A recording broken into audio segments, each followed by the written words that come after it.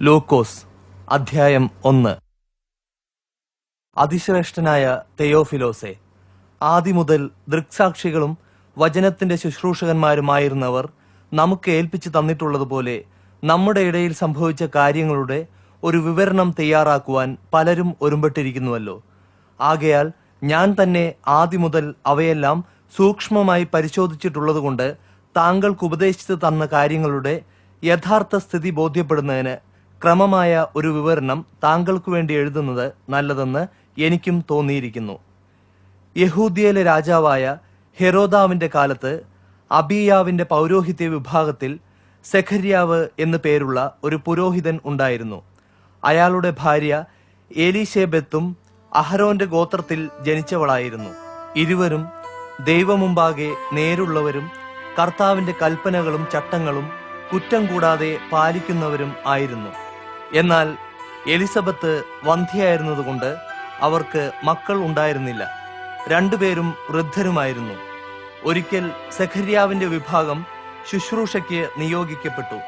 അയാൾ പുരോഹിതനായി ദൈവസന്നിധിയിൽ ശുശ്രൂഷ നിർവഹിച്ചു പോന്ന സമയത്ത് പൗരോഹിത്യാചാരപ്രകാരം കർത്താവിന്റെ മന്ദിരത്തിൽ ചെന്ന് ധൂപം കാട്ടുന്നതിന് നറുക്കിട്ട് അദ്ദേഹത്തെ തിരഞ്ഞെടുത്തു. ധൂപം കാട്ടുന്ന സമയമായപ്പോൾ ആരാധക സമൂഹം വെളിയിൽ പ്രാർത്ഥിച്ചുകൊണ്ടിരുന്നു. അപ്പോൾ കർത്താവിന്റെ ഒരു ദൂതൻ ധൂപപീഠത്തിന്റെ വലതുവശത്ത് നിൽക്കുന്നവനായി അദ്ദേഹത്തിന് പ്രത്യക്ഷനായി. ദൂതനെ കണ്ടിട്ട് സെഖര്യാവ് പരിഭ്രാന്തനായി. അദ്ദേഹം ഭയപരവശനായി തീർന്നു. എന്നാൽ ദൂതൻ അദ്ദേഹത്തോട് ഇങ്ങനെ പറഞ്ഞു: സെഖര്യാവേ, ഭയപ്പെടേണ്ട. നിന്റെ പ്രാർത്ഥന ദൈവം കേട്ടിരിക്കുന്നു. നിന്റെ ഭാര്യ എലിസബത്ത് നിനക്ക് ഒരു മകനെ പ്രസവിക്കും.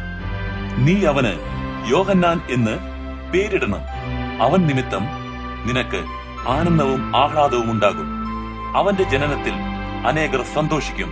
കർത്താവിന്റെ ദൃഷ്ടിയിൽ അവൻ വലിയവനാകും. വീഞ്ഞോ മറ്റു ലഹരിപാനീയങ്ങളോ അവൻ ഒരിക്കലും ഉപയോഗിക്കുകയില്ല. അവൻ ഗർഭത്തിൽ വച്ച് തന്നെ പരിശുദ്ധാത്മാവിനാൽ നിറയും.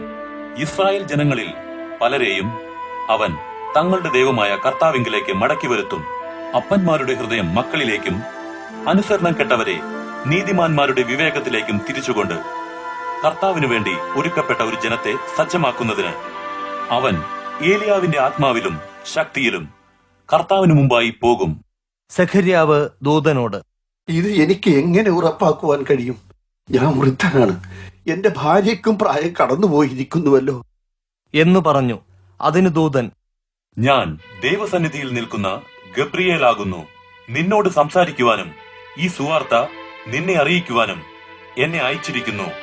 തക്ക സമയത്ത് നിറവേറുവാനിരിക്കുന്ന എന്റെ വാക്കുകൾ വിശ്വസിക്കാതിരുന്നതുകൊണ്ട് ഇത് സംഭവിക്കുന്ന ദിവസം വരെയും നീ സംസാരിക്കാനാവാതെ ഊമനായിരിക്കും എന്നു പറഞ്ഞു. ജനം സെഖര്യാവിനായി കാത്തിരുന്നു. അദ്ദേഹം ദൈവാലയത്തിനുള്ളിൽ ഇത്രയേറെ താമസിച്ചതിൽ ആശ്ചര്യപ്പെട്ടു. പുറത്തു വന്നപ്പോൾ അദ്ദേഹത്തിന് അവരോട് സംസാരിക്കാൻ കഴിഞ്ഞില്ല. ദൈവാലയത്തിൽ വെച്ച് അദ്ദേഹം ഒരു ദർശനം കണ്ടുവെന്ന് അവർ മനസ്സിലാക്കി.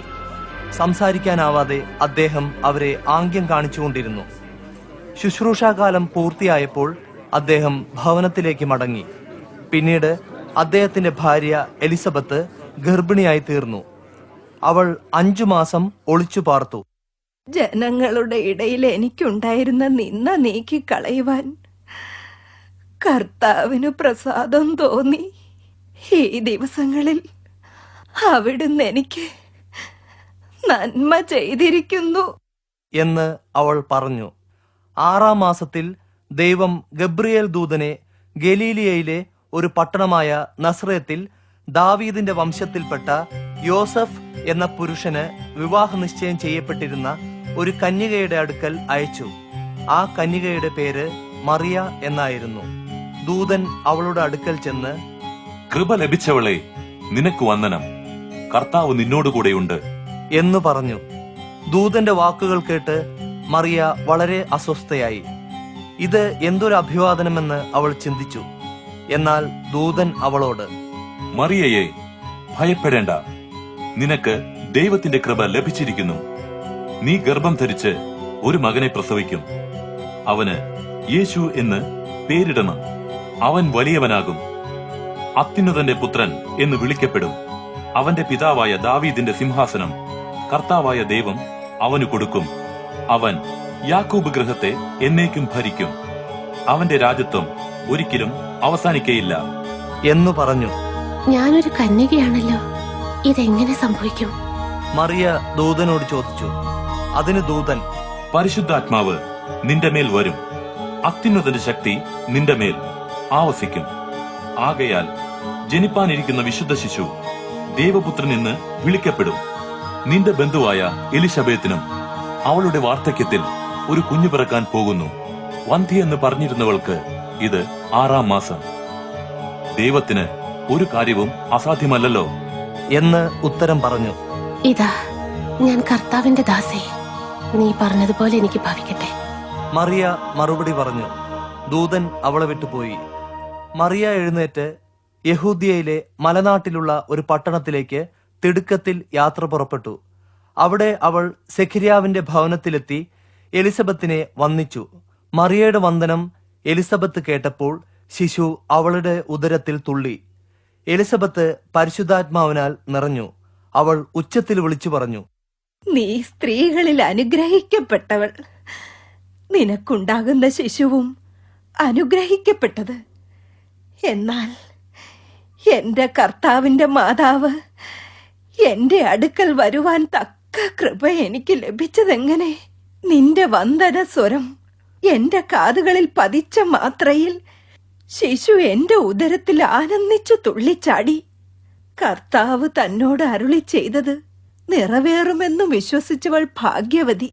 മറിയ ഇങ്ങനെ പറഞ്ഞു. എന്റെ ഉള്ളം കർത്താവിനെ പുകഴ്ത്തുന്നു. എന്റെ ആത്മാവ് എന്റെ രക്ഷിതാവായ ദൈവത്തിൽ സന്തോഷിക്കുന്നു. എന്തെന്നാൽ അവിടുന്ന് തന്റെ ദാസിയുടെ താഴ്ചയെ കടാക്ഷിച്ചിരിക്കുന്നു. ഇപ്പോൾ മുതൽ എല്ലാ തലമുറകളും എന്നെ ഭാഗ്യവതി എന്ന് വാഴ്ത്തും. ശക്തനായവൻ എനിക്ക് വേണ്ടി വലിയ കാര്യങ്ങൾ ചെയ്തിരിക്കുന്നു. അവിടുത്തെ നാമം പരിശുദ്ധം. തന്നെ ഭയപ്പെടുന്നവർക്ക് അവിടുത്തെ കരുണ തലമുറ തലമുറയോളം ഉണ്ടാകും. തന്റെ ഭുജത്താൽ അവിടുന്ന് വൻ കാര്യങ്ങൾ പ്രവർത്തിച്ചിരിക്കുന്നു. ഹൃദയ വിചാരത്തിൽ അഹങ്കാരികളായവരെ അവിടുന്ന് ചിതറിച്ചിരിക്കുന്നു. അധിപതികളെ സിംഹാസനങ്ങളിൽ നിന്ന് ഇറക്കി താഴ്മയുള്ളവരെ ഉയർത്തിയിരിക്കുന്നു. വിശപ്പുള്ളവരെ നന്മകളാൽ നിറച്ച് സമ്പന്നന്മാരെ വെറും കൈയോടെ അയച്ചു. നമ്മുടെ പിതാക്കന്മാരോട് അരുളി ചെയ്തതുപോലെ അബ്രഹാമിനോടും അദ്ദേഹത്തിന്റെ സന്തതികളോടും എന്നേക്കും കരുണ കാണിപ്പാൻ ഓർത്തുകൊണ്ട് അവിടുന്ന് തന്റെ ദാസനായ ഇസ്രായേലിനെ സഹായിച്ചിരിക്കുന്നു. മറിയ 3 മാസത്തോളം എലിസബത്തിനോട് കൂടെ താമസിച്ചിട്ട് വീട്ടിലേക്ക് മടങ്ങി. പ്രസവകാലം തികഞ്ഞപ്പോൾ എലിസബത്ത് ഒരു മകനെ പ്രസവിച്ചു. കർത്താവ് അവളോട് മഹാകരുണ കാണിച്ചുവെന്ന് കേട്ട് അവളുടെ അയൽക്കാരും ബന്ധുക്കളും അവളോടുകൂടെ സന്തോഷിച്ചു. 8-ാം ദിവസം അവർ പൈതലിനെ പരിച്ഛേദനം ചെയ്യുന്നതിന് വന്നു. അപ്പന്റെ പേര് പോലെ അവർ അവന് സെഖര്യാവ് എന്ന് പേരിടുവാൻ ഭാവിച്ചു. എന്നാൽ അവന്റെ അമ്മ, അവനെ യോഹന്നാൻ എന്നാണ് വിളിക്കേണ്ടത് എന്നു പറഞ്ഞു. അവർ അവളോട്, നിന്റെ ബന്ധുക്കളുടെ കൂട്ടത്തിൽ ഈ പേരുള്ള ആരും ഇല്ലല്ലോ എന്നു പറഞ്ഞു. പിന്നെ അവർ പൈതലിന്റെ അപ്പനോട് അവന് എന്ത് പേരിടുവാൻ ആഗ്രഹിക്കുന്നുവെന്ന് ആംഗ്യം കാട്ടി ചോദിച്ചു. അദ്ദേഹം ഒരു എഴുത്തുപലക ചോദിച്ചു. അവന്റെ പേര് യോഹന്നാൻ എന്ന് എഴുതി. എല്ലാവരും വിസ്മയിച്ചു. ഉടനെ അദ്ദേഹത്തിന്റെ വായ് തുറക്കുകയും നാവിന്റെ കെട്ട് അഴിയുകയും ചെയ്തു. അദ്ദേഹം ദൈവത്തെ സ്തുതിച്ചുകൊണ്ട് സംസാരിച്ചു തുടങ്ങി. അയൽക്കാർക്കെല്ലാം ഭയമുണ്ടായി. യഹൂദ്യ മലനാട്ടിൽ എല്ലായിടത്തും ജനങ്ങൾ ഈ കാര്യങ്ങളെക്കുറിച്ച് സംസാരിച്ചുകൊണ്ടിരുന്നു.